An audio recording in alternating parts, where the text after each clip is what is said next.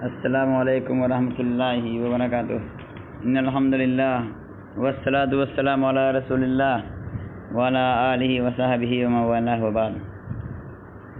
شرعی diploma course کے درس فقہ میں آج انشاءاللہ ہم لوگ پڑھیں گے حج اور عمرہ کا طریقہ۔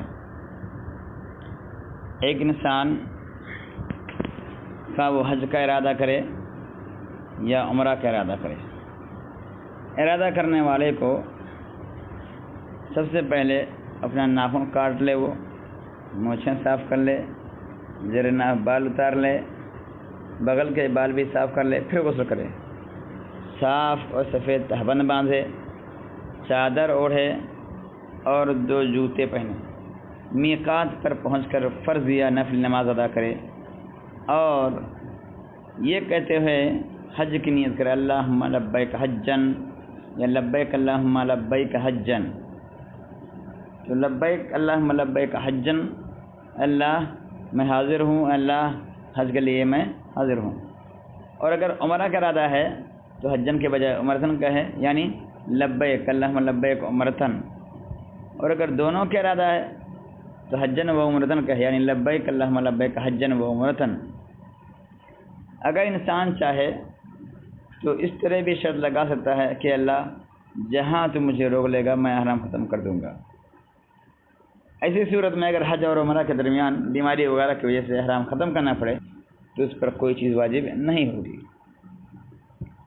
احرام باندھنے کے بعد لگاتار اونچی آواز کے ساتھ تلبیہ کہتا رہے، مگر اتنا اونچی آواز میں بھی نہیں کہ جسے وہ تھک جائے۔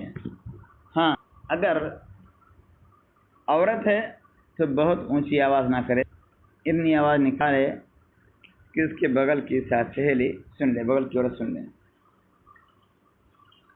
تلبیہ سے فارغ ہونے کے بعد دعا مانگنا، نبی کریم صلی اللہ علیہ وسلم پر درود پڑھنا بھی مسنون ہے۔ اسی طرح جب وہ کسی سواری پر سوار ہو یا اترے، نماز سے فارغ ہو یا ساتھیوں سے ملے تو بھی تلبیہ کہے، اور اللہ تعالیٰ کے ذکر کے علاوہ کوئی دوسری بات نہیں کرنا چاہیے انسان کو، چونکہ وہ احرام ہے، اس لیے اللہ تعالیٰ کے حرام کردہ چیزوں پر نظر نہ ڈالے، پورے راستے میں نیکی اور اچھے کام کرتا رہے تاکہ حج مبرور کی جو فضیلت ہے اس کو حاصل ہو جائے۔ بنا بنی ایسی صورت میں محتاج لوگوں کے ساتھ احسان کرے، ساتھیوں کے ساتھ حشاش بشاش رہے، اس میں سلوک کرے، نرم انداز سے باتیں کرے، کھانا وغیرہ کے لیے فروانی کر دے۔ جب مکہ مکرمہ کے قریب پہنچے تو داخل ہونے کے لیے غسل کرے اور اعلی طرف سے داخل ہو۔ مسجد حرام میں باب بنی شیبہ، جس کو باب السلام بھی کہا جاتا ہے، وہاں سے اندر ہو اور وہاں پر دعا پڑھے، بسم اللہ وباللہ وإلی اللہ اللہم افتح لی ابواب فضلک۔ اس کے بعد بیت اللہ کو دیکھے، پھر وہاں پر مسنون دعائیں پڑھے۔ مسنون دعا پڑھنے کے بعد باوضو ہو کر مطاف، یعنی جہاں پر انسان اور دیگر مسلمان طواف کرتے ہیں تو باوضو ہو کر کے مطاف کی طرف بڑھے، طواف کرنے کی جگہ بڑھے اور چادر استوا کے انداز میں لے کر حجر اسود کو بوسہ دے۔ استوا مطلب اس طرح سے چادر باندھے کہ دایاں کندھا کھلا رہے، دائیں کندھے کے نیچے سے لے جا کر کے بائیں کندھے پر ڈالے، حجر اسود کو بوسہ دے یا استلام کرے، یعنی ہاتھ لگائے۔ بوسہ دینا اور ہاتھ لگانا ممکن نہ ہے تو اشارہ ہی کر لیں، پھر حجر اسود کی طرف منہ کرے، سیدھا کھڑا ہو جائے اور طواف کا ارادہ کرے۔ پھر طواف کرنے کے بعد بیت اللہ کو بائیں ہاتھ کی سمت کر کے رمل کے انداز میں ذرا تیز چلے۔ رمل مطلب چھوٹے چھوٹے قدموں کے ساتھ تیز چلنا، دوڑنے کے معنی، بشرطے کہ طواف قدوم ہو، اور طواف کے دوران دعا کرتے رہے، ذکر و اذکار میں مشغول رہے، نبی کریم صلی اللہ علیہ وسلم پر درود پڑھے، رکن یمانی کے سامنے آئے تو اس کو ہاتھ لگائے اور چکر کے خاتمے پر دعا پڑھے ربنا آتنا فی الدنیا حسنۃ وفی الآخرۃ حسنۃ وقنا عذاب النار۔ پھر اسی طرح دوسرا اور تیسرا چکر لگائے، چوتھے چکر میں رمل ترک کر دے اور معمول کے مطابق آہستہ آہستہ چلے اور باقی 4 چکر پورے کرے۔ فارغ ہو کر ملتزم یعنی بیت اللہ کا جو دروازہ ہے اس کے پاس آئے اور خشوع و خضوع کے ساتھ روتے ہوئے دعا کرے۔ پھر مقام ابراہیم کے قریب آ کر اس کے پیچھے 2 رکعت پڑھے، پہلی رکعت میں سورہ فاتحہ اور سورہ کافرون اور دوسری میں سورہ اخلاص پڑھے۔ پھر زمزم کے چشمہ پر جائے اور بیت اللہ کی طرف منہ کر کے خوب سحر ہو کر پانی پیے، جو چاہے دعا کرے۔ اس کے لیے دنیا اور آخرت کی جو بھی اس کو دعا مانگنے ہیں۔ حجر اسود کے پاس آ کر کے بوسہ دے، یہ ہاتھ لگائے، پھر باب صفا سے مقام سعی کی طرف بڑھے، پھر صفا پہاڑی پر چڑھ جائے اور بیت اللہ کی طرف منہ کر کے 3 بار اللہ اکبر کہے اور دنیا اور آخرت کی اچھائی کا سوال کرے وہاں سے۔ پھر کوہ مروہ کی طرف چلنے کے ارادے سے نیچے اترے، دوران سعی ذکر و دعا میں مشغول رہے، وادی کے درمیان آئے جب، جسے آج کل نشانی وہاں پہ لگا طے کر دیے گئے سبز ستون کے ساتھ، وہاں سے دوسرے سبز ستون کے ساتھ تیز تیز دوڑے، پھر آہستہ چلے اور سعی کے دوران ذکر و دعا میں درود میں منہمک رہے۔ جب مروہ پر چڑھ جائے تو یہ چکر مکمل ہو گیا، اللہ اکبر کہے، لا الہ الا اللہ کا ورد کرے اور دعا مانگے جس طرح کے صفا پر کیا تھا۔ پھر نیچے اترے، آہستہ چلے، درمیان میں آئے تو تیز دوڑے، پھر آہستہ چلے اور صفا پر چڑھ جائے۔ اس طرح سے دوسرا چکر مکمل ہو گیا۔ پھر اسی طرح سے 7 چکر پورا کرے۔ اس طرح سے 4 چکر 4 مرتبہ صفا سے شروع ہوگا، ابتدا صفا سے ہوگی اور انتہا مروہ پر۔ اگر عمرہ کا احرام ہے تو یہیں پر بال اتروا لے، احرام کھول دے اور اس کا عمرہ مکمل ہو گیا۔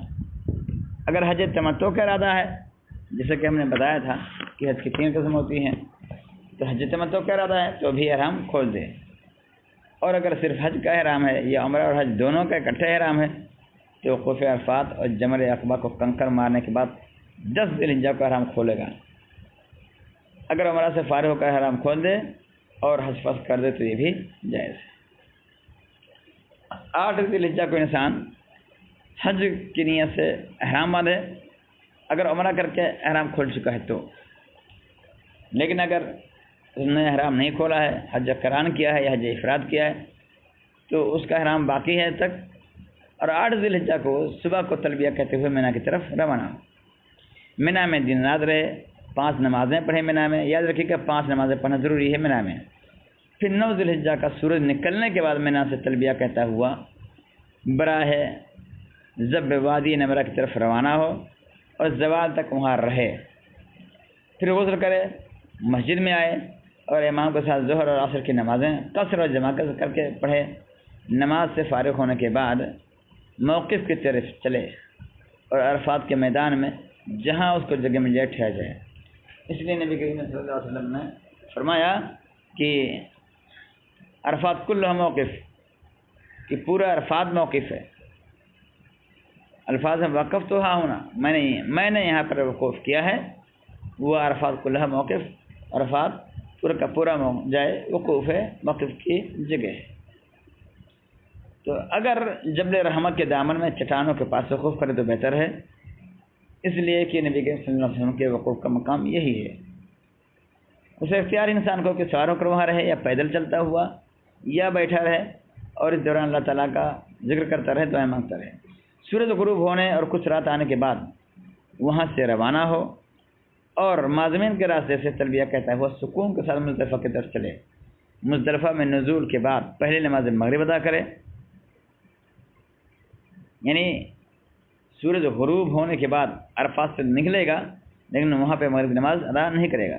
مزدلفہ میں پہنچنے کے بعد، اترنے کے بعد نماز مغرب ادا کرے گا، پھر عشاء کی نماز ادا کرے گا، رات وہیں پر مزدلفہ میں گزارے۔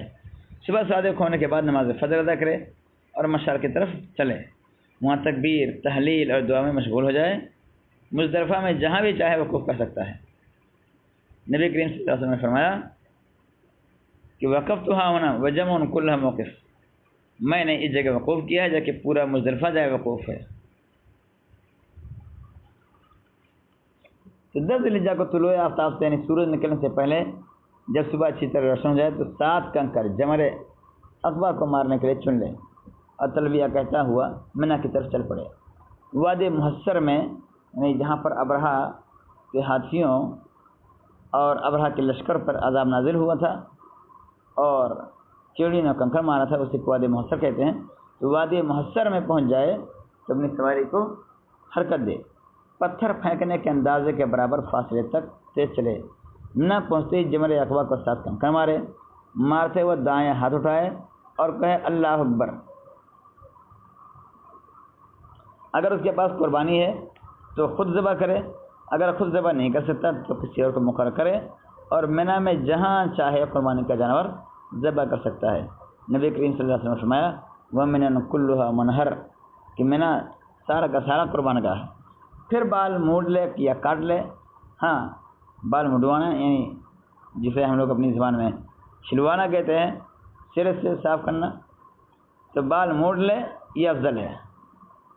اس وقت عورتوں کے ساتھ مباشر کے سوا سارا کام اس کے لیے جائز، جو احرام کی وجہ سے اس پر حرام ہوتی ہے۔